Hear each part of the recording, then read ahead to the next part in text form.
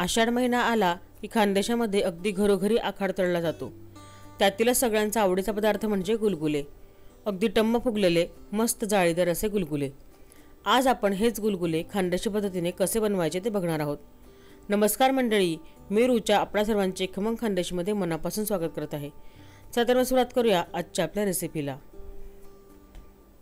खानदेशी पद्धतीने गुलगुले बनवण्यासाठी सर्वप्रथम मी इथे घेतलेला आहे 1 वाटी बारीक चिरून घेतलेला गूळ।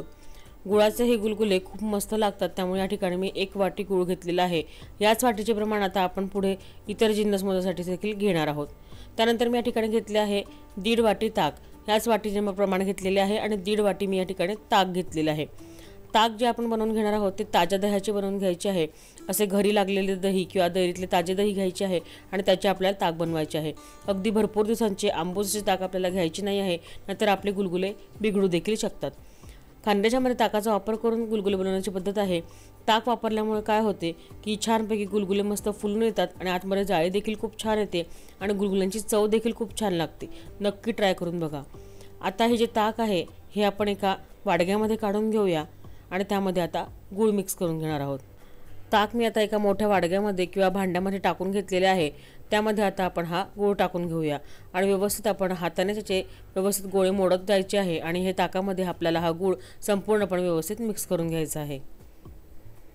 आपण बघू शकता ताकामध्ये आता संपूर्ण गूळ आपल्या व्यवस्थितपणे विरघळला गेलेला आहे।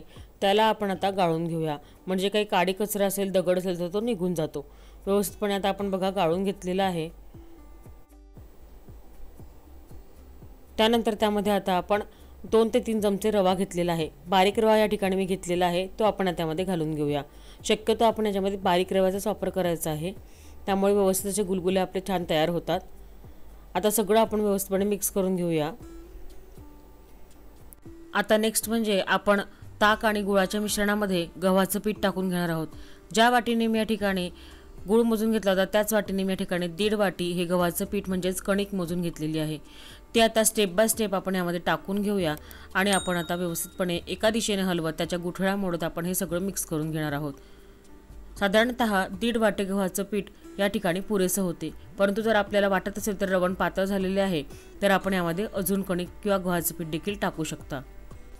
आपण बघू शकता आता व्यवस्थितपणे आपण याचे पीठ भिजवून घेतलेले आहे। गुलगुल्याचे उरलेली कणिक देखील आपण यामध्ये टाकून घेतलेली आहे।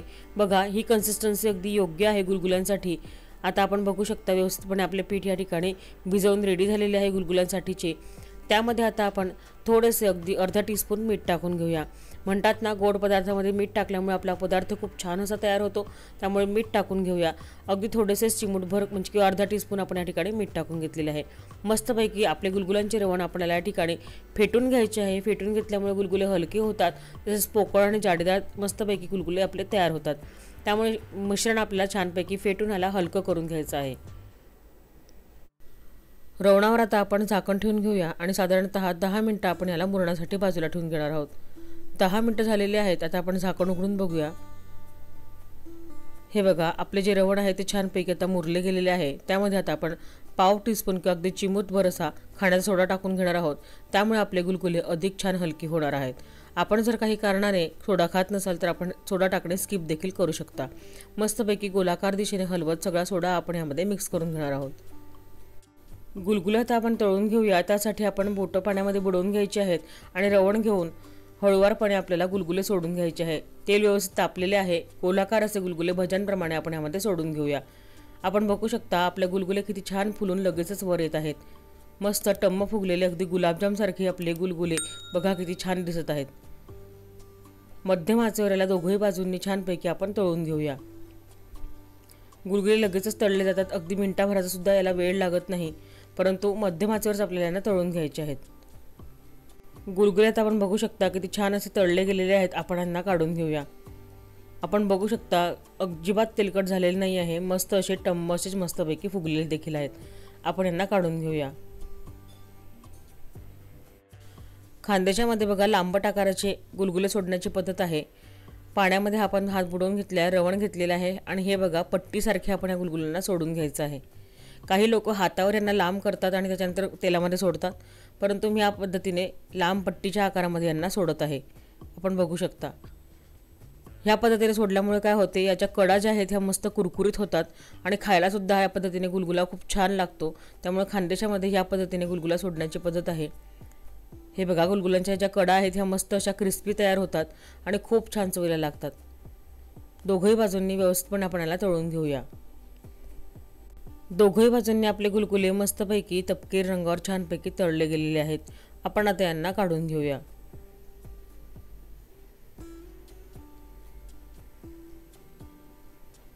आपण बघू शकता कुठेही हे तेलकट दिसत नाही आहे, किती छान असे दिसतात।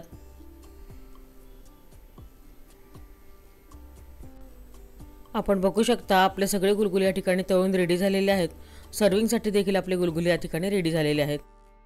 आता मी तुम्हाला गुलगुलांचा कुरकुरीतपणा दाखवते।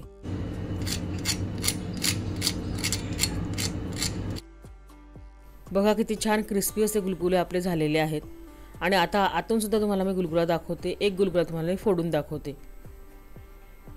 बघा, आतून मस्तपैकी जाळी आलेली आहे। अगदी छान पोकळ असा जाळीदार असा आपला गुलगुला या ठिकाणी मस्त दिसत आहे। तुमच्याकडे आषाढ महिन्यामध्ये कसा आखाड तळला जातो ते देखील मला कमेंट करून नक्की कळवा। आमच्याकडे तर आवर्जून, म्हणजे खानदेशामध्ये तर आवर्जून घरोघरी गुलगुले, उडदाचे वडे बनवण्याची पद्धत आहे। तुम्हाला आजची माझी रेसिपी कशी वाटली हे मला कमेंट करून नक्की कळवा।